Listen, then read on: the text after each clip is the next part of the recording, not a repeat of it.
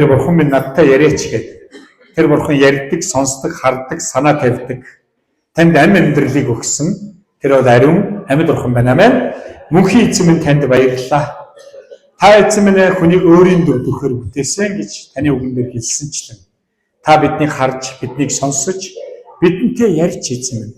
Бидний тухаас бодож, бидэнд санаа тавьдаг амьд ариун бурхан минь танд баярлалаа. Өнөөдөр бид эзэн минь үнэхээр таны үгийг хүсэмжлэн гуйж, та өөрийнхөө сүнсээр ойлголт илчлэлтийг өгөөч. Таны үг эзээ энд ирсэн хүмүүсийн бодол санаа зүрхсэлд хамгаалагдаж, эх өдөр саруудад үнэн дотор удирд тултгой гэж Есүсийн нэрээр залбирч байна. Амен. За өнөөдөр гитлэл 2 дугаар бүлгээс бүгдээрээ эзэн юу айлтгахыг сонсцгоё. Өнгөрсөн 7 хоногийн номдол бол гитлэл номын 1 дугаар бүлгээс бид хуваалцсан. Тэгээ үнэхээр энэ бүлэг дээрээс бид нар бол үнэхээр хүний тэр нарийн ухаан арга замууд Бурхны төлөвлөгөөний эсрэг бол тийм ээ юу ч биш юм аа. Тэгээ үнэхээр бид бас итгэлээр Йосефийн амьдралыг Эхлэл номны төгсгөлдөөс бид бас хуваалцсан байгаа. Түүний амьдралд хүнд хэцүү зовлон бэрхшээл тохиолдсон ч гэсэн Йосеф эцэстээ энэ бүх зүйл Бурхны зорилго байсан гэдгийг ойлгоно. Ах дүү нар түүнийг авч устгаж сүрүүлэх гэж оролдож исэн ч гэсэн Йосеф энэ үе олон ард түмнийг аврахын тулд Бурхан намайг илгээсэн юм а гэж хэлсэн байна. За өнөөдөр таны амьдралд тохиолдсон маш олон зүйлүүдийг магадгүй та өөрөө ч ойлгохгүй, өөрөө ч мэдэхгүй хэцүү өдрүүд танд бас байсан л байна. Гэхдээ энэ бүхний ард Бурхан тантай хамт байсан. Би өнөөдөр үнэхээр талархдаг. Бурхан хүнд амьсгалыг өгдөг. Бас үнэхээр хүний амьсгалыг гаргаад энэ дэлхийн цаг хугацаанд өгсдөг. Гэтэ энэ дэлхийн цаг хугацаанд өгсөх үед харин яг жинхэнэ мөнхийн амьдрал эхэлдэг тухай Библиэлд хэлсэн баг. Тийм учраас өнөөдөр би та бүхэнтэй үнэхээр бидний Библийн энэ үгс, энэ түүхүүд бидэнд сургамж болон үлгэр дуурайл болон бидэнд үнэхээр тийм үү зөвлөмж болон бидэнд ухаарлыг өгөхөөр Бурхан өөрөө энэ бичээсийг тийм үү ариун сүнсний онгодоор дамжуулан 1000 хэдэн зуун жилийн турш олон хүмүүсээр дамжуулан бидэнд өгөө өгсөн. Бид нар Бурхны үгийг таних тусам, унших тусам, судлах тусам, Бурхны үгийг сонсох тусам таны амьдралын тийм алсын хараа зорилго чинь утга учиртай болж байгаа. Амьдрал чинь үн цэнтэй болно. Та хүний тухай бодоод, дэлхийн тухай бодоод юу гэдгийг одоо тий нөхцөл байдал тулгуурлаад авах юм бол энэ амьдрал бол хэцүү байдаг. Давж гарахгүй уул, гаталж гарахгүй гол, тий шийдэж чадахгүй асуудлаар дүүрэн байдаг. Гэтэл өнөөдөр бидний Бурхан бол тэр бүх зүйлийн дээр байх. Тийм учраас өнөөдөр гитлэл номноос өнөөдөр хэдүүлээ хамтдаа бас суралцъя. Гитлэл номын 2 дугаар бүлгээр Мосе төрж өсөв гэж хэлж байгаа. За өнөөдөр би Библийг уншиж хахад үнэхээр талархав. Та энэ дэлхийд хүн болох үед Бурхан амьдрыг тушаасан баг. Таныг эхийн хөвлөсгөөс төрөхөөс өмнө гэж Библиэлд байна. Энэ дэлхийн бүр суурьас өмнө гэдэг нь. Хүн төрлөختөн бий болж бүр гим нүгэл үйлдэхээс өмнө Бурханы зориг байсан. Паул гэдэг Христийг халчин доромжлон явж исэн хүн эцэст нь эхийн хөвлөд бүрэлдэхээс өмнө намайг Бурхан сонгосон гэж хэлж байгаа. Тэгэхээр өнөөдөр Бурхан таныг аль хэдийн сонгосон. Бурхан таныг аль хэдийн дуудаж байна. Танд бэлдсэн хувь тавилан байгаа. Тийм учраас тэр хувь тавиланг өнөөдөр таньж мэдхийн тулд та бүтээгчдэр л ирэх ёстой. Бид нар өөрсдөө хувь тавилан хүнээс хайдаг, нөхцөл байдлаас хайдаг, өөрөөсөө арай чадaltaй тий одоо нөхцөл одоо юу гэдэг нь ламаас, гандангаас, шинжлэх ухаанаас янз бүрийн сайгаал хийдэг. Харин өнөөдөр таны хувь тавилан Бурхан дотор байгаа. Тийм учраас энэ дээр юу гэж хэлсэн гэхээр Лев овгийн нэгэн хүн явж Лев овгийн охиныг авуу гэж хэлсэн. Та нар Лев овгийн тухай ер нь ямар ойлголт байдаг вэ? 12 овгийн нэг ох. Лев буюу Левчүүд гэж сүлд нь одоо Лев гэдэг ном баг. Тахилч нарын тухай байж байгаа. Энэ 12 овгоос энэ тахилч нар бол үнэхээр өвч байхгүй, хувьч байхгүй гэсэн. Эзэн тэдний хувь гэж хэлсэн баг. Яг Бурхан дүүчсгээр дуудагдсан хүмүүс. Өнөөдөр бас энд ирсэн бүх хүмүүсийг өнөөдөр Бурхан дуудахаар аль хэдийн тахилч байхаар дуудсан шүү дээ. Та энд ирснээрээ таны гэр бүл үр өдрийг Бурхан аврахыг хүсэж байгаа. Хэн нэгэн аврагдаж, хэн нэгнийг цусан төрлөөс нь Бурхан дууддаг. Дараа нь тэд итгээд, аврагдаад, амьдрал өөрчлөгдөөд, Бурханы өрөөлийг аваад, Бурханы хүч чадал дотор хүмүүс таныг харахтаа Бурханы гэрлийг харж Бурханыг алдаршуулж эхэлдэг. Тэгээд хэн нэгэн төрүүлж аврагсны дараа Бурханы хайр бидний зүрхэнд шингэж Бурхны хайраар бид нар дүүрэгдэх учраас бид бусдын авралын талаар санаа тавьдаг, залбирдаг мөн үү? Тийм учраас өнөөдөр үнэхээр Лев овгийн гэж. За эндээс харах юм бол Лев овгийн охиныг авав. Тэр эмэгтэй жирэмсэж хүү төрүүлсэн бөгөөд хүүгийнхээ сайхныг үзээд түүнийг 3 сар нуужээ гэв. Хүүгээ юунаас нуусан болов? Хэрэв бид нар 1-р бүлгээс харах юм бол Парон, Египтийн хаан Парон Израилийн ард түмэн өсөж өнөр өтгөн болж улам хүчтэй болж исэн учраас эдгээр магадгүй ирээдүйд бидний дайсантай нэгдээд бидний эсрэг босоод энэ нутгаас гарахгүй гэж айж ирсэн. За эндээс би сүнслэг байдлаар юу хуваалж ирсэн бэ гэхээр Мойр Иесус хүмүүсийг өөрийн хүлээснээс дарамтнаас чөлөөлөхийг үнэхээр хүсдэггүй. Тэгээ яасан бэ гэхээр Шипра буюу Паво гэдэг 2 еврей их хөрөгчийг дуудаад за ингээд Израильчуудын хүүхдүүдийг төрөх юм бол хүүхдүүдийн алаад эмэгтэйчүүдийн үлдээ гэдэг тушаал өгдөг. Харин тэд нар еврей эмэгтэйчүүд байсан. Тэд Бурхныг мэддэг байсан. Тэд Бурхнаас эмээсэн учраас бузар муу хааны тушаалыг эсэргүүцэн хүүхдүүдийг тийм үү алаагүй. Харин дараа нь Парон ямар тушаал гаргасан юм гэхээр амар тушаал гаргаж байгаа. За одоо ягаад Мосег нуусан юм бэ? Та нар бодоорой. Өнөөдөр энэ дугуй хүмүүсийг магадгүй маш олон үхлээс Бурхан нуусан шүү. Маш олон асуудлаас өнөөдөр Бурхан гитлэгсэн шүү. Та нарын эргэн тойронд байсан ангийнхан чинь, найз нөхөд чинь, магадгүй хайртай хүмүүс чинь, магадгүй зарим нь залуугаараа нас барсан. Магадгүй зарим нь төрөөд нас барсан. Магадгүй зарим нь янз бүрийн асуудалтай өнөөдөр амьдарч байгаа.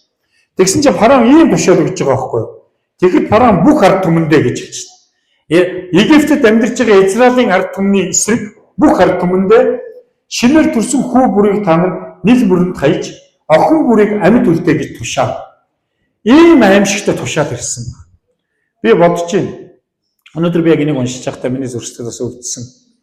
Хэрвээ ийм яг тэр цаг үед байсан бол ямар олон эцэг эхийн сэтгэл шанал зовлж гашуун зовлонд унжсэн болов. Хүүхэд нь дөрөнгүүд нь хүүхдийг аваад Египтийн одоо хянагч нар ч юм ард түмэн дөрөнгүүд нь хараад хүү байх юм бол нийл бүрэн шидчихсэн. Хичнээн айл гэр бүл гашуу зовлон үхэлтэд тулж исэн болоо та бас бодож үзээч. Тэгээ эндээс яасан гівч түүнийг цаашид нууж чадахгүй боломжтой түүнд зориулан хулсан сагс авч барагшин болон давирхаагаар шавв. Тэр түүн дотор хөвгүүнээ хийж нийлийн иргэн зэгсэн тунд тавьжээ. Хүү юу тохиолдгийг мэдхээр их чин зайдуу зогсож байлаа. Пароны гүнж усанд орохоор нийл рүү ирж шивгчингүүд нь нийлийн иргээр явцгааж яв. Зэгсэн тунд мөнөх хулсан сагс байхыг тэр хараад шивгчний ээлгээс түүнийг авчруулв. Тэр нээж харсанд харахтун нэгэн хүүхэн уйлж байлаа. Тэр түүнийг өрөвдөн энэ еврейчүүдийн хүүгүүдийн нэг нь байна. Түүний эгч нь Пароны охинд би явж еврей эмэгтэйчүүдээс танд хөвгүүнийг хөхүүлж өгөх хөхүүл эмэгтэйг дуудах уу гэв. Пароны охин түүнд яв гэхэд охин явж хөвгүүний эхийг дуудлаа. Пароны охин түүнд энэ хөвгүүнийг авч надад хөхүүлж өг. Би чамд хөлсийг нь өгнө гэлээ.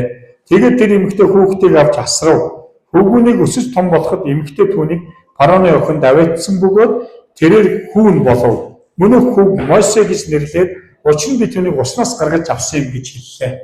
За энэ түүхээс ингээд харах юм бол үнэхээр тийм хүүгийнхаа сайныг хараад эцэг их нь үнэхээр хүүгээ нууссан байгаа. Яг тэр хөвгүн төрөхөөр устгад исэн учраас. Үнэхээр нууссан. Гэхдээ 3 сараас чаас түүнийг нууж чадахгүй тул сагс аваад давирхаагаар барагшин болон давирсгаагаар одоо шаваад нөгөө сагсан дотроо хүүгээ игээд нийл бүрэн тавьсан. За ингээ их чинь болохоор ингээ юу болохыг хараад зогсож ирсэн. Гэтэл Пароны охин яг тэр үед усанд орохоор шивгчэнгүүтээ явж яасан гэсэн түүх гарч. За эндээс өнөөдөр би та бүхэн юу хуваалцах гэдэг нөхөр хүний амьдрал самсргүй зүйл гэж байдаггүй юм аа. Самсргүй зүйл. Бид сайн учраас төрөөгүй юм аа. Эцэг их маань секс хийсэн учраас л бид төрчөөгүй юм аа. Бурхан хүнд амьдралыг өгдөг. Бурхан амьдралыг тушаахаас яг хинч амьдрах ямар ч боломжгүй. Анх Бурхан үнийг бүтээгээд зүгээр тоос чороос бүтээгээд тэгээ амин амьсгалыг хамраар нь үлээж байгаа. Библийн Эхлэл номон дээр ийм түүх баг. Бурхан тэнийг амьдралыг тушаасан баг. Амьсгал Бурханаас ирдэг ш. Тэгээ би өнгөрсөн үед хуваалцчихсан тий. Хүн үнэхээр өөрөө хүсээд мөнгөтэй байгаад нэг ч удаа өөрөө амьсгалж чадахгүй. Тэгээд нөгөө амьсгалаа аваад үүлээ төрдөг, амьсгалаа гаргалаад үүлүүлээ явдаг. Энэ хоорондохыг амьдрал гэж хэлж байгаа. Тэгэхээр энэ амьдрал Бурханаас ирдэг. Бид амьдралыг өнөөдөр өөрснөө юм шиг бид нар шийдэж чаддаггүй. Маргааш юу болохыг хэн ч мэдэхгүй. Гэхдээ өнөөдөр яаж өгөх фараоны охин тэнд яагаад алхаж явсан юм бол? Тэд нар 3 сар нууж чадахгүй, тэд бол үнэхээр хамгийн эцсийг арга баран ээж нь яасан хүүгээ нийл мөрөн дотор. Тэгээ сагсан тэлээ тавьсан. Нэг өсөндөө одоо үнэхээр их ч нь бол итгэлээр хараа зогсчихсэн. Харин энэ үед фараоны охин шивгчэнгүүд явуулаад тэгээ энд бол үнэхээр гайхалтай түүх явж байгаа. Тэр фараоны охин түүнийг өргөж аваад зогсохгүй ээжийн дуудуулж авчирч хөхүүлээд тэгээ фараоны ордонд өсөж том болж байгаа. Өнөөдрийг хүртэл таны амьдралыг бурхан харсаар байсан, хамгаалсаар байсан. Өнөөдөр хэрэг гарах юм бол дайснаас чинь хүртэл танд бурхан туслуулж чадна гэсэн үг юм. За бид нар юу гэж хэлэх гээд бүх юм зориг байдаг, бүх юм төлөвлөгөө байдаг. Танд бэлдсэн хувь тавилан баг. Бурханаас. Танаар дамжуулан өнөөдөр тийм үү хийх ажил байгаад байна. Мосег өнөөдөр төрөхтөн яасан бэ гэхээр өнөөдөр чөтгөр мэдчихсэн. Тэр үед Мосе гэдэг Бурханы энэ ард түмнийг Египтийн боочлоос гарах агуу өдөртөгч гарч ирнэ гэдгийг чөтгөр мэдчихсэн учраас фараоны зүрхсийг хатууруулан устгахыг оролдож ирсэн. Хэрэв бид нар Библиэс харах юм бол Есүс энэ дэлхийг хүн төрлөختнийг аврахаар ирсэн. Есүсийг энэ дэлхий дээр ирэхэд Херод хаан бас устгаж явуулсан шүү дээ. Яагаад тэгэхээр Есүс энэ дэлхий дээр ирээд хүн төрлөختнийг нүглээс үхлээс аврах үлэмж баярын мэдээ болон ирсэн баггүй. Тэр үед ямар зүйл болдог вэ? За би та бүхэнд эндээс нэг Матай номон дээрээс Матай номын хэд дээр үлээ маш чухал зүйл байгаа. За 2 дугаар бүлгийн 13-аас 14 дугаар ишлэлээр Есүсийг төрсний дараа Херод хаан алах гэж оролдсон. За Матай номын 2 дугаар бүлгийн 13-аас 14 дугаар ишлэлээр ингэсэн байна. Тэднийг явсны дараа харахтун эсний тэнгэрлэгч Йосефийн зүүдэнд үзэгдэж бос хүүхдийг ихтэй навч Египт рүү зугт. Намайг чамд хэл дуулахтар тэндэ бай. Херод хүүхдийг хөнөөхөөр ирж явах гэж байна гэжээ. Йосеф босоод чинээр хүүхдийг ихтэй навч Египтийг зорин хөдлөлөө. Тэгэд Херодыг өөхөх хүртэл тэндэ байв. Эзэн иш үзүүлэгчээр дамжуулан би хүүгээ Египтээс дуудан гарав гэсэн ийхүү биелжээ. Херод мэрэгдэд мэхлэгдснээ мэдээд ихэд хэлгэн тэднээс нарийн тодруулж авсан цагийн дагуу хүн явуул Бэтлехэм болон ойр орчимд нь байгаа 2 ба түүнээс доош насны бүх эрэгтэй хүүхдийг хөнөөлнө гэжсэн. Яг та нар боддоо. Мосе төрөх үед хүүгүүдийн бүгдийн нийл мөрөнд шидчихсэн. Яг тэр Мосе Израилийн ард түмнийг Египтийн боочлоос авчрах тэр үнэхээр дуудагдсан сонгогдсон нэгэн байсан. Харин Есүс хүн төрлөختнийг нүглээс чөлөөлөхөөр энэ дэлхий дээр ирэх үед Херод хаан яасан бэ? Бэтлехемийн цагийн зүүн дагуу гэж байгаа. Тэгээ яасан 2-оос доош насны бүх хүүхдүүдийг хөнөөлгсөн байна. Харин Тэнгэрлэгч яасан бос хүүхдтэйгээ Египтэд зугт гэж хэлж байгаа. Тэгээ энэ түүхийг та нар нэг юм харсан уу? Мосе Египтэд төрсөн. Харин Есүсийг үнэхээр тийм үү Бэтлехемд төрсөн ч гэсэн түүнийг хөнөөлөхгүй тул Бурхан Тэнгэрлэгчээр Йосеф хэлээд Египт рүү явуулж байгаа. За Египт өнөөдөр юуг төлөөлдөг вэ? Египт бол өнөөдөр бидний хуучин амьдралыг болон муурийн сүнсийг төлөөлдөг. Ер нь тэгж бич Египтийн боочлын тухай хэлж байна. Маш олон хүмүүс өнөөдөр Египтэд байгаа юм шиг. Би одоо Египт улсын тухай яриаггүй шүү. Өнөөдөр боочлын тухай ярьж байгаа. Бидний амьдралд маш олон зүйл өнөөдөр гитлж чадахгүй олон асуудлууд байна. Зарим санхүүгийн асуудал байнга өртөө. Зарим эрүүл мэндийн асуудал байна. Зарим нь харилцааны асуудал байна. Зарим нь одоо юу гэдгийг үнэхээр өнөөдрөө шийдэж чаддгүй удам дамжсан асуудлууд байна. Магадгүй өнөөдөр таны амьдралд эндээс тийм үү гítэлж гарч чадахгүй тийм асуудлууд байгаа бол би энэ түүхээр дамжуулж яг энэ бүлгээр дамжуулж юу хийх хүсэх? Эзэн юу хийх хүсэж байна? Бидэнд үнэхээр тэр энэ бүх зүйлээс гítэлгэж хэрэв Бурхны амлалтыг харах юм бол сүү болоор бэлгсэн нутагт очих тухай хэлж байгаа. Энэ боолчлоос сүү болоор бэлгсэн нутагт очих. Тэгэхдээ энд үнэхээр цаг хугацаа хэрэгтэй энэ зам туулах зам байж байна. Та өөрийнхөө зөрчлийг бодоод үзээч. Өнөөдрийг хүртэл таны амьдрал юу? Өнөөдрийг хүртэл залбирч хүсэж мөрөөдсөн ч хүсээгүй амьдралаар яваад байна. Шийдэгдэхгүй асуудлууд байгаад байгаа. Өнөөдөр би та бүхэнд үнэхээр эзний үгнээс анхаарлаа хандуул. Бурхан бол өнөөдөр таныг үнэхээр эзэн үг болон сүнсээр өдөрт холноо. Та өнөөдөр итгэх юм бол үгэнд нь үнэхээр дуулууртаа дагах юм бол Бурханаас эмээх юм бол тэр таны амьдрал сайн сайхан зүйлийг хийж өгөх болно. Амен. Тэгэд бид нар саяны юундаас харах юм бол Гэтэл намайг 2-3 дээр ингэж хэлсэн. Гэвч түүнийг цаашид нууж чадахгүй болмогсоо түүнд зөрлөн хулсан сав гэж хэлсэн. Өнөөдөр эцсийн мөчид та хэнд найддаг вэ? Таны амьдралд бүх юм боломжгүй болох үед та нөхцөл байдал тулгуурах уу? Өөрийнхөө арга замд найдах уу? Эцсийн мөчид Мосегийн ээж нь бол эзэнт найдсан байхгүй. Тэгэхээр өнөөдөр би юу гэж хэлэх гээд байна вэ гэхээр харин эзэнт найдсан энэ итгэлийг нь бурхан шагнаж гайхамшиг бий болгосон. Бид түрүүс хүний амьдрал самсаргүй зүйл гэж байдгүй юм аа. Чөтгөр санаатаагаар алж устгал сүрүүлэхийг оролддог. Харин бурхан таныг дуудсан сонгосон бол хичнээн тэр фараон байгаад, хичнээн нарийн мэрэгэн ухаантай байгаад, хичнээн хүчрхэг айрамтай байсан ч гэсэн бурханы мотрын эсрэг юу ч хийж чадахгүй юм аа. Бурхан таныг дуудаад амьдргээ тушаацсан бол үхлийн хүч хатгуур ямар ч нөхцөл байдал бурханы амьдр гэсэн тушаалын дээгүүр ямар ч ирэх мэдлгүй юм аа. Тийм учраас ах トゥ ус минь ээ. Би өнөөдөр та бүхэнд үнэхээр уриалж бид нар эзний үгийг уншиж түүхүүдийг судалж үнэхээр тухайн ард түмэнд үнэхээр яг ямар утгатай энэ зүйл бичигдсэн. Өнөөдөр миний амьдралд би эндээс юу сурах юм? Юуг ойлгох юм? Юуг хэрэгжүүлэх юм гэдэг маш чухал байгаад байна. Тийм учраас ах トゥ ус минь ээ. Өнөөдөр бурханы мотор хамт байх юм бол олон хүмүүс ингэж боддог. Би яг тэдэн оноо тэдэн сарын тэдэнд Есүст итгэсэн л гэж хэлдэг. Тэр үеэс бурхан надтай хамт байсан гэж боддог. Үгүй ээ.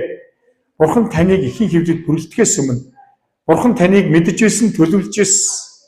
Харин эзний нэрийг дуудаж аврагдсан тэр өдрөөс эхлэн эзний сүнс, эзний үг, эзний удирдлага таны амьдралд ирсэн байгаа юм. За бид нар цаашаа ярих юм бол эндээс юу гэж хэлсэн бэ? За Мосе өсөд том болоод нэгэн өдөр гэж хэлж байгаа. Ах トゥ нар дээр очиж тэдний хүнд хүчээр ажлыг харав гэж хэлсэн. Өсөж том болох тухай ярьж хэлж байгаа. Тэгээ ах トゥ нар дээр очиж байгаа шүү дээ. Нөгөө фараоны ордонд өссөн фараоны охин гэж Египтийн боловсрал, Египтийн соёл дотор өссөн хүүхэд чинь өсөд том болонгуудаа Израилийн ард түмнийг ах トゥ нэрэ гэж мэдсэн. Тэгээ хүнд хүчээр ажлыг нь олж харж. Христ итгэгч хүн өнөөдөр сүнсээр үсээ төлөвчөд ирэхээр зөвхөн өөрийнхөө амьдралыг биш хүмүүсийн зовлон нөхцөл байдлыг харж залбирч эхэлдэг. Тэгээ зарим зовлон бол хүмүүсийн амьдралд бол ерөөл болдгоо шүү.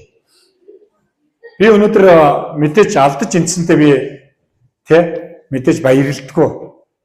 Тэгээ би эндээс нэг түүх ярьж бай. Хэдийгээр тэд нар нэштэй фараонд өсөж дайсныхаа гарт өсөж том болсон ч гэсэн бурхан түүнийг бэлдсэн хамгаалсан байсан. Миний нэг найз ээж ингэж үйлж ирсэн юм аа. Би 94 онд хорих ангиас суллагдаад тэр үед миний найз машин дариулаад нас орцсон байсан. Тэгээд найзууд нийлээд дархны мекерт ээж дээр нь очиж эргэж очсон ээж нь тайвшруулах. Тэгээд ээж нь биднийг хараад тэврээд үнсээд үйлж ирсэн. Би арайчтэй, яавчтэй гэжсэн. Би хүүгээ тэр үед та нартай адилхан шоронд явуулах байсан шүү дээ. Би хүүгээ үнэхээр шоронгоос нь аварж үлдсэний төлөө хүү маань машин дариулаад нас орчлаа гэжсэн. Хэрвээ би үнэхээр өмгөөлж хамгаалж хүүгээ үнэхээр тийм үү шоронд өмгөөлж хамгаалаагүй шоронд нь явуулсан бол та нар шиг амьд минь гараад ирэх байсан шүү дээ гэж ээж нь хэлчихсэн. Тэгээ миний амьдралын түүхтэр бас гашуун зовлонгод зөндөөл байсан. Би алдаж эндээ сайн хүн болохыг хүсэж олон хүсэл мөрөөдөлтэй байсан ч гэсэн миний амьдралд асуудал ирж би шоронд орсон бас. Харин наранд байсан сайхан ах нар маань 22-т 27-т 30 настай. Миний наранд эргчлөөнд байсан сайхан ах нар маань маш зэрлэгээр алуулсан. Харин өөхөх ёстой нүглийн газар байсан хүн би тэр газар амьд үлдсэн. Гэтэ би эндээс юу гэж ярих гэдэг вэ? Заримдаа бидний амьдрал тохиолдсон уу гашуу зовлон хүнд хэцүү нөхцлүүдийг хэрвээ бид ойлгохгүй ч гэсэн ард нь авах юм бол бурхны мотор, бурхны мэлмий таны зовлон бэрхшээлийг харж хамгаалж л байсан. Би тэгээ боддогш би хэрвээ тэр алдаж эндэж эргчлөөгөө асуулж би хүлээсэнд байгаагүй бол өнөөдөр энэ хоригдлуудын төлөө миний нулимс залбиралд миний золиос зөрөлт явах байсан уу гэж. Би сая номлоо бэлдээ сууж байхдаа би урхан талархсан. Хэрвээ би алдаж эндээгүй магадгүй өөрийн арга замаар явсан бол за нэг Оросд нэг КГБ-гийн сургалт төгссөн онц төгсөөлөө ахлах дэслэгч. Одоо миний үед бод нь Хурандаа аймаг генерал маш олон хүмүүсийг шоронд хийсэн, зовоон тарьцаасан, маш олон хүмүүсийг хараал идсэн байх байсан баг. Хэдийгээр хүсэл мөрөөдөл нь биелэгдээгүй ч Харин өнөөдөр би танарт нэг зүйл хэлж байна. Зүрх сэтгэл чинь мөрөөдөл байгаа. Би үргэлж үнэхээр Чехословакийг мөрөөддөг, харамсаж явдаг байсан. Харин мөрөөдөл Бурханаас ирдэг. Хувь тавилан Бурхан өгдөг. Хэдийгээр би хувь тавилан өөр замаар явсан ч эцсийн мэс би сая эх 7 хоног би Бурханд талархсан. Өнөөдөр тэр зовлон үдсэн учраас тэр хоригдлууд ямар ирхчлээ, ямар баяр хөөр, ямар ирээдүг хүсэн мөрөөдгийг мэддэг учраас тэр зүрх сэтгэл тэр хайрыг тэгээд очиж номлох үед өнөөдөр тэндээс пасторууд төрсэн байна. Хорхийн үйлчлийн бүр захирлууд гарч ирсэн байна. Тэгээ бүр өнөхөр халахын атманууд өнөөдөр бас Христ итгэсэн байна. Өнөөдөр энэ нэгэн хүнээс болж тийм ээ хорих ангид сүмүүд бий болсон. Библийн сургуулиуд бий болсон. Хэдэн зуугаараа хоригдлууд өнөөдөр жинхэнэ мөнхийн эргчлэн дотор амьдарч байгаа. Тэгэхээр өнөөдөр би та бүхэнд юу шилэх гээд энэ үгээр танд тохиолдсон хэцүү асуудлууд танд мэрэгэн ухааныг өгсөн баг. Танд тохиолдсон зовлонгууд таныг жинхэнэ Бурхныг таньж мэдхэд тийм үү? Тэр зовлон чинь танд тус болсон байгаа ш. Олон хүмүүс өнөөдөр ая тухтай амьдрал мөнхийн юм шиг өгөхгүй юм шиг амьдарч байгаад эцсийн мөчөд үрд мөнхөд тарчил руу явна. Харин амьдын газар амьд Бурхныг таньж мэдсэн хүмүүсийн амьдрал бол ирээдүйд Бурхны өмнө очиход амийн номонд нэр чинь олдож үрд мөнхөд амар тайванд очих болно. Амен. Тийм учраас ах トゥ ус минь ээ. Өнөөдөр би танд үнэхээр уриалж ятгах байна. Мосетэй байсан Бурхан тантай хамт байгаа.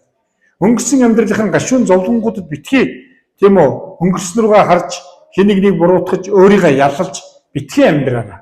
Харин ирээдүйн рүү итгэл найдвар танаар дамжуулж өнөөдөр Бурхан хийх ажил байгаа, Бурханы төлөвлөгөө байгаа гэж итгээрэй.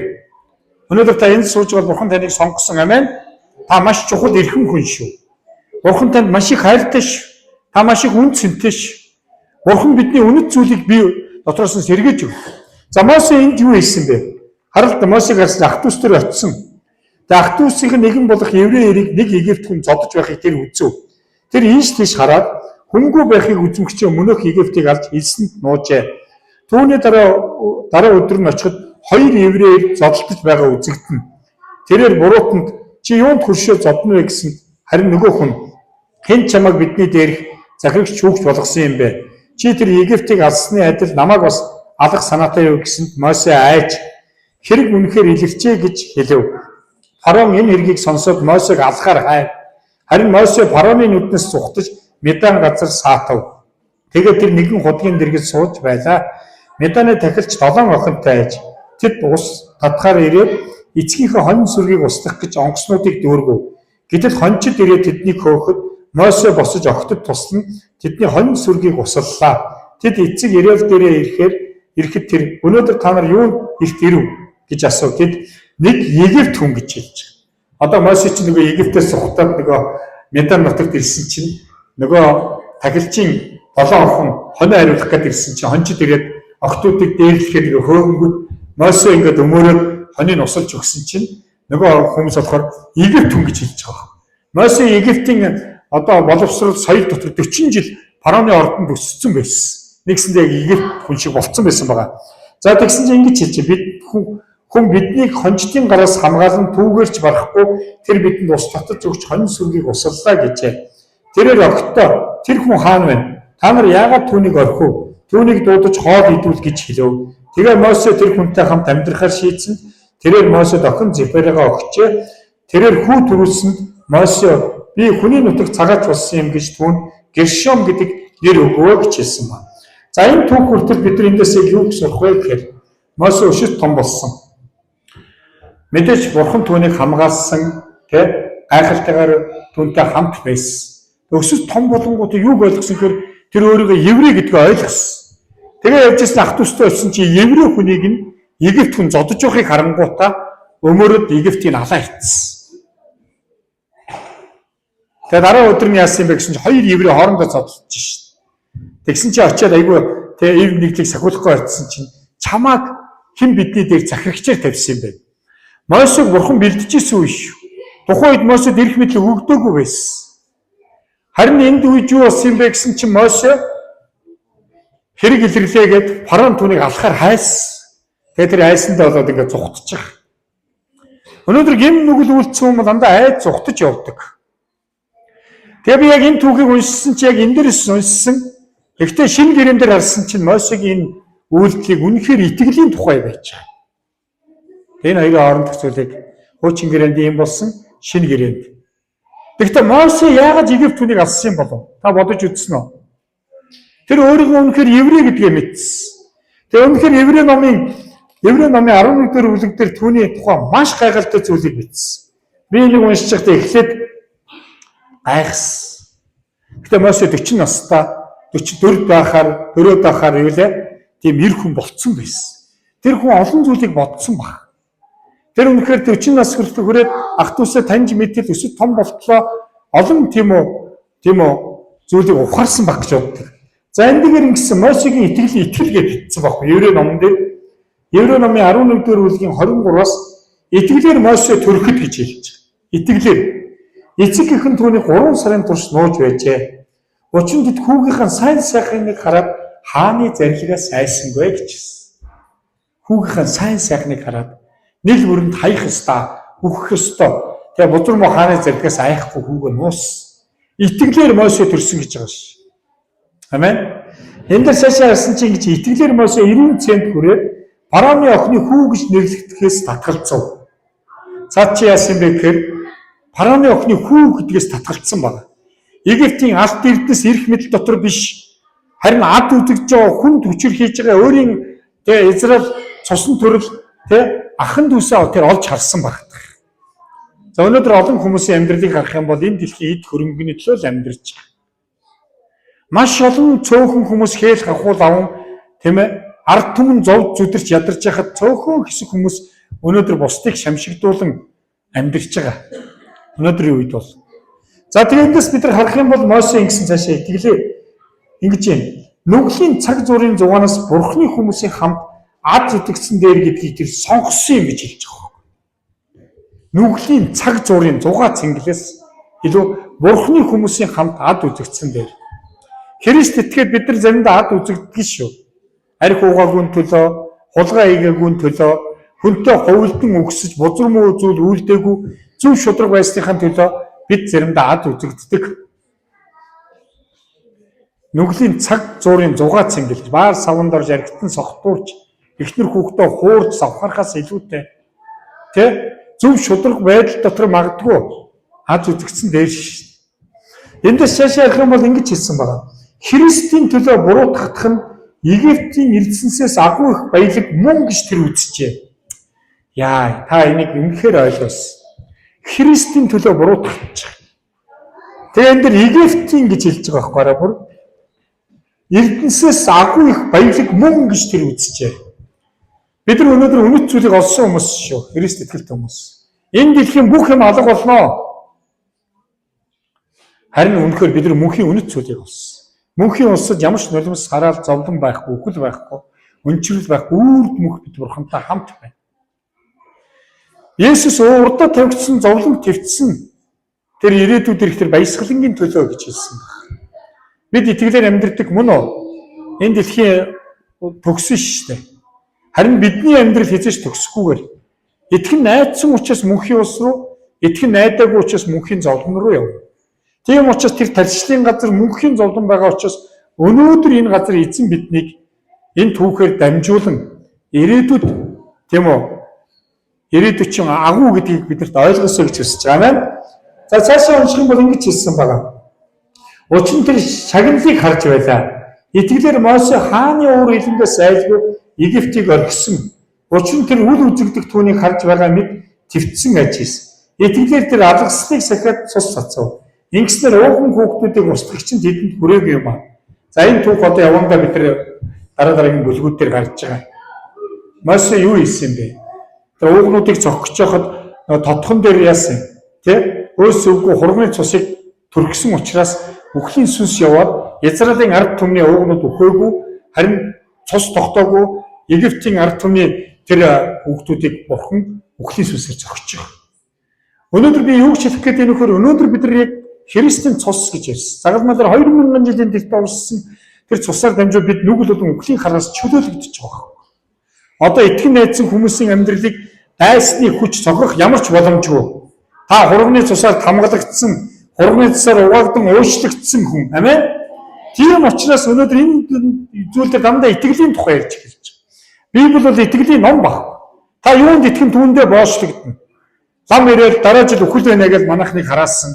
Дараа жил нэг хүн үхэх юм байна гэж бид итгэсэн учраас үхэлтэй гэрээ хийсэн баг. Тэгээ хин нүх болов гэжсэн миний 22 настайхыг зэрлэгээр алдсан. Хамаг мал хөрөнгө хамаг мөнгө өгсөн.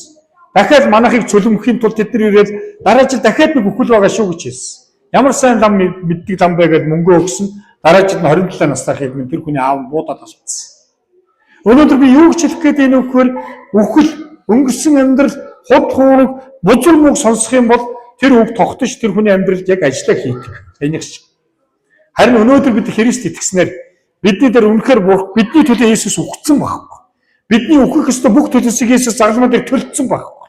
Тэр өөрийнхөө ариун цэсийг урсгасан учраас өнөөдөр итгэн найдсан хүмүүсийн амьдралд ямар ч үхэл нөлөөлөх боломжгүй юм аа. Тэр нийл мөрөнд хай гэж хэлсэн ч эцэг их нь тийм хүүгийнхээ сайхныг хараад нуусан гэж хэлж байгаа. Эцэг их нь нуусан боловч эзэн тэр зүйлийг үхлээс нь хамгаалж исэн, хатгалж исэн. Та бодоод үзээрэй. Таны эргэн тойронд хичнээн хүн асуурсан. Би одоо сүүлийн үед хэдэн найзуудгаа л энэ оршуулж ин дөө. Архамд ч очоод, хотод ч яагаад дараа нэг нь бас энд ч манаас хүмүүс оршуулсан. Оршуулга болгон дээр юу бодогддгөө гэхээр тэр найзууд нь ямар ч байсан Христийн тухай сонссон. Тэгээд тэд ямар юу гэдэг үр жимсгүй байна уу биш. Библиэр Христ итгэсэн хүн аврагдах тухай. Тэгээд найзууд маань мөнхийн уст очсон бахаа гэж би итгэдэг. Тэд эзний нэрийг дуудажсэн, залбирж исэн. Харин тэд итгэлээр бас амьдрч чадаагүй боловч харин хаана очсыг би мэдэхгүй. Тэгтээ итгэдэг. Загалмаа дээр Есүсийн хажууд цовдлогсон хоёр гэмт хэрэгтэн нас орох үед нэг нь доромжилж исэн. Нэг нь эзэн минь ээ хаанчтай ихтэй намайг санаарай гэхэд юу гэж хэлсэн бэ? Өнөөдөр чи надтай яваачнд байна гэж хэлсэн. Эзний нэрийг дуудсан хүмүүс яваачнд байх болно. Амен. Тийм учраас ах дүүс минь ээ андаас арах юм бол Мойсе зүхтаж гэж хэлсэн ба. Гэтэл энэ дээр итгэлээр Египтийн тэр агуу алт эрдэнсийг олхон фараоны уур хилэнгээс тийм айлгүйгээр итгэлээр Мойсе тийм үү өөрийн ард түмэнтэй аз үзэгдэхийг сонгосон гэж хэлсэн ба. Өнөөдөр бид энэ түүхийг бас бодох хэрэгтэй. Бурхны цагаас бас төрүүлж болохгүй.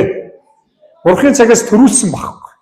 Тэгээ би бол боддоо Египтийн боловсролд 40 жил байсан хүнийг Бурхны цагаас төрүүлсэн учраас Бурхан Мойсег юу хийх гэсэн гэхээр тэр ард түмнийг боосоос чөлөөлөхөөр үнэхээр тийм сонгосон бас томилсон байсан. Ийш тийшээ хараад гэж. Өнөөдөр Есүс ийш тийшээ харж ирсэн үү? Хүнээс айж ирсэн үү? Фараоноос айсан уу? Үгүй ш.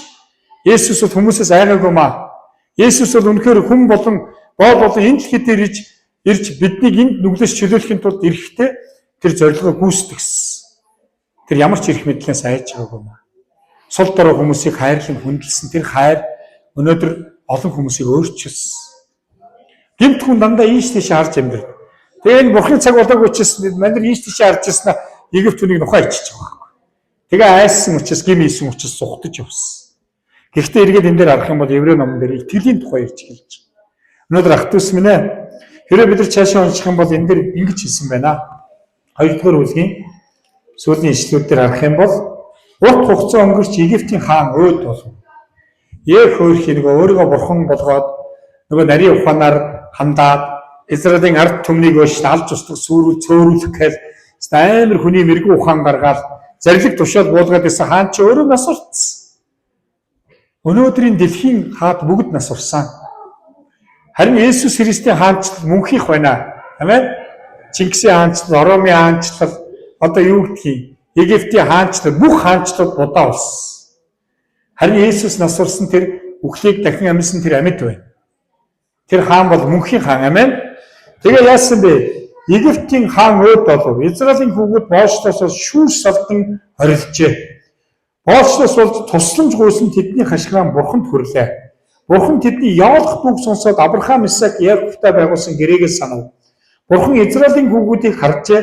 Тэгээд тэдэнд санаа тавив. За бурхан хардаг байгаач. Бурхан танд санаа тавьдаг шүү дээ. Бурхан таны залбирал явуулах бүгд сонссон шүү. Энэ дугаа аюул олон хүмүүс зүрхэндээ явуулж магадгүй тэ зүрхсэрлээ үйлчилсэн баха. Би боддогш насан турш 16 нас хүрсэн бол хүний амьдрал хангалттай зовлон ирдэг. Олон хүмүүс дотроо үхлийн тухай бодож идэг. Энэ таны бодол биш шүү. Тэр бол худал хуурмгийн эцэг эхнээсээ алуурчин байсан гэж. Нуу Иесус хүний дотроос яг өөрөөс нэм шиг яриулдаг. Бүх юм найдваргүй, бүх юм утгагүй. Тэ? Харин өнөөдөр би танд нэг зүйлийг хэлье. Та магадгүй итгэдэг нь хамаагүй. Хүн зовлон дотроо та магадгүй Бурхан хаа байна гэж хашгирч ирсэн. Бурханыг хайгаад гандан руу юм уу, уул руу юм уу, лам руу юм уу, бөөрөө очиж байсан. Гэхдээ энэ бүх зовлон дотроос нь Тэнгэрийн Бурхан таны залбирлыг сонсч ирсэн. Тэгээд танд санаа тавьж ирсэн баг. Өөр хэрэг болох юм бол дайснаар чинь дамжуул таныг үхлээс гэтлэгж ирсэн. Өнөөдөр би эндээс юу гэж хэлэх гээд ахын дүүс минь хэцүү байгаа Бурханд хашгираарай. Амьд Бурханд зүрхлээ нээгэр. Яалах дууг сонсвш. Бурхан өөрийн хайртай хүүхдүүдийг хизээч өвчтөө зовлонтой бүхэл дотор амьдраасаа гэж хүсдэг юм аа. Өнөөдөр та магадгүй Бурханыг мэдэхгүй байсан ч тэр таныг мэдчихсэн шүү. Тэр тань санаа тавьж ирсэн. Тэгээ би боддогч намайг алах гээд орж идэх хүн андуураад өөрхөн алдсан тохиолдол байдаг. Тэгээ би гацтай байна л гэж бодож ирсэн. Дараа нь бас олон тохиолдлууд надад тийм тохиолж ирсэн. Тэгээд эргээд харахаараа яагаад өөхөх ёстой хүн өөхөхгүй, өөхөх ёсгүй сайхан ах нар минь эргчтэнд алуулсан болов гэж боддог байсан. Харин Библиэлд эзэн таныг аврахын тулд хэн нэгний амийг зорддог тухай байсан. Өнөөдөр би танаас юу ч хэлэх гээд байна вөхөр таныг аврахын тулд Бурхан хүүгийнхээ амийг төлсөн учраас итгэн найдах юм бол таны амьдрал мөнхийн тэр амийн номонд нэрчин бичигдэнэ. Тийм учраас өнөөдөр бид нар энэ бүлгээс яг юу сурч гинөө гэхээр ахын дүүс минь ээ. Өнөөдөр үнэхээр Бурхан таныг нэгдүгээр тахилч байхаар дуудсан юм аа. Таны эргэн тойрондоо аав ээж ах トゥ найз нөхөд чинь магадгүй үнэхээр цаг ойрхон байгаа ш. Христгүй үхэн гэдэг бол хамгийн аимшигтай ш үхэл ш. Энэ үхэл бол Христгүй үхэх юм бол энэ дэлхийн амьдрал дуусах үрд мөнхийн галтнуурт гарч чадахгүй үхэж чадахгүй тарчлах тэр галтнуурт хаягдчих. Бид нар одоо яхаар юус ойлгохгүй байгаа. Та нар бодоод үзтээ төрсөн хүүхдүүдийг нь нэл мөрөнд тэд ард түмэн хараад авч алж исэн тэр цаг үеийг бодоод үзтээ. Ямар олон айл дуу гашуу өнчрөл зовлон ирж исэн болов. Есүсийг төрснөөс болоод Бэтлехемийн эргэн тойронд байсан 2-оос доош насны хүүхдүүдийг хараад зэрлэг гарган цэргүүдээр алуулж исэн, хөнөөлгөж исэн. Ямар их нүгэл, ямар их цус, ямар их гашуун зовлон бэ. Өнөөдөр тэгвэл үнэхээр яг энэ сүнслэг зүйл явж шít. Эхийн хөвлөд нь аборт хэлгээр алж байна. Бие биенийг нь үзэн ядуулаад алж байна. Энэ тэндгүү дайн дажин газар хөдлөлт болж байна. Бие биенийхээ хайргүйгээсээ болоод өнөөдөр хүмүүс хөнөөж тэр цаг үед болсон үхлээс илүүгээр маш олон хүмүүс үнэнгүйгээр үхэж байна. Тийм учраас ах トゥ ус минь ээ. Өнөөдөр хэрвээ Бурхны мотор байх юм бол Орон ном дээрс үхэл өндөр гүн юу юм бэ гэж хэлсэн. Бурхны мотороос таныг юу салгах юм? Хайраас юу салгах юм гэж хэлсэн. Тийм учраас өнөөдөр би та бүхэнд эндээс зовлон дотроо Бурханд хашгираарай. Бурхан харж байгаа шүү, сонсож байгаа шүү. Тэгээд өнөөдөр Бурхны гүүгээр юу ч битгий хийгээрэй. Өнгөрсөн 1-р үлгэр дээр би бас та бүхэнд тоолч Фараон бол хүний мэрэгэн ухаанаар, нарийн ухаанаар хандсан ч Фараоны бүхэл төлөвлөгөө бүтлгүүцсэн. Бид Христ итгэсэн Мойсе шиг өсөж том болж байгаа. Бид нар үнэхээр тийм үү хичнээн бид нар тийм үү өсөж том болсон ч Бурхны цагаас битгий төрүүлээрэй. Бурхны цагаас битгий хоцроороо гэж би та бүхэнд уриалж. Тэгээ нэг пастор Бурхан хизээч яардгүй маа. Бас Бурхан хизээч хоцроодгүй маа гэж хэлсэн. Бурхны цагаас төрүүлэх, Бурхны цагаас хоцрох нь хоёулаа нүгэл. Харин яг энэ цаг үед одоо цагт итгэлээр эзэнтэй хамт алхаасаа гэж хэлж байна. Амен. Тэгээд энэ дээр бид нар харах юм бол Библиэлд хэлсэн тийм. Өнөөдөр Мосегийн түүхийг харах юм бол цүлд бараг 40 жил амьдэрсэн байна. Тэгээд би эндээс юу гэж бод Мосе 80 настай байхад нь одоо дараагийн бүлгээс Мосел дууд. Гэтэл 3 дугаар бүлэг дээрс яг энэ түүх гарч байгаа. Мосе гэдэг. Өнөөдөр хэн нэгэн таныг цуглаанд өрсөн бол Бурхан таныг нэрийг чинь дуудаж байгаа. Танд авралыг өгөх гэж. Таны бүх өнгөрсөн амьдралд байсан харанхуй хүч, хараар, агаарын хүчийн ноёрхогч таны амьдралд бэлдсэн байсан дайсны төлөвлөгөөг Бурхан нурааж харин шинэ амьдрал, шинэ хувь тавилан, шинэ ирээдүг өгөхөөр Бурхан таныг дуудаж байгаа. Бурханаас баяр хөөр илгээш. Бурханаас зөвхөн амар амгалан илтгэж ш. Тийм учраас өнөөдөр ах дүүс минь өнөөдөр би та бүдгийг гитлэл номыг уншаасаа гэж хүсэж. Та үнэхээр Бурханы өмнө суугаад 1-р бүлгийг, 2-р бүлгийг та үнэхээр энэ 7 хоногт уншаарай. Тэгээ Бурхан тантай дахиад ярих болно үгээр амин. За тэгээд үнэхээр хэдүүлээд тунхалчих. Гитлэл ном гэдэг бол боолчлоос Бурханы амлалт руу очих. Та эзний үг таны амьдралд байгаа харанхуй хүлээс, хараалаас, ерөөл рүү, амлалт руу хавьчих болно амин. За ингээ эзэн бүх алдран байх болтугай. Хамт залбирая. Мөнхийн эзэн минь танд баярлалаа. Биднийг олон үхлээс гэтлгэж, эзэн минь олон эзэн минь нүглээс эзэн чөлөөлж, эзэн минь бидний үхэх ёстой үхлээр та өөрийн хүүг загалмай дээр өргөсөн таны хайранд талархаж байна эзэн минь. Тэгээ үхлийг алж амьдсан Есүс бидний үрд мөнхөд хамт байхын тулд эзэн минь мөнх амийг өгөхөөр үргэлж бидэнтэй хамт байдагт талархаж байна. Тэгээ өнөөдөр эзэн таны үг эзэн энд ирсэн хүмүүсийн амьдралыг дайсны бүх төлөвлөгөөс гítэлгэж таны бэлдсэн хувь тавилан тэр шалам бүрэн амлалт руу ороход таны үг зүрхэнд нь сүнсэнд нь тамгалагдаж үгээрээ сүнсээр үнэн дотор өдөрт болтугай гэж Есүсийн нэрээр залбирч байна. Амен.